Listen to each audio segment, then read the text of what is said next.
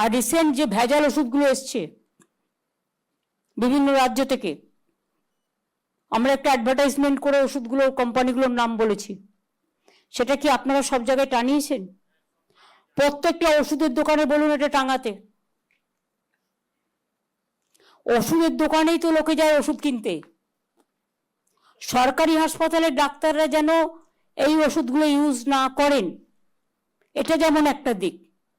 আর একটা দিক হচ্ছে, বহুত হাসপাতাল আছে যেখানে সামনে দোকান আছে মেডিসিনের, বা অন্য জায়গাতেও থাকতে পারে, মানুষ তো আর জানে না, লক্ষ্য রাখে না, যার জন্য আমি অ্যাডভার্টাইজমেন্ট করেছি 3-4 দিন আগে। দেখবেন রিসেন্ট যে 50টা ওষুধ এসছে, 55টার মতো, গুজরাট এবং ইউপি থেকে ভেজাল ওষুধ, সেই কোম্পানিগুলোর নাম দিয়ে দিয়ে, ওষুধের নাম দিয়ে কাগজে অ্যাড করা হয়েছে।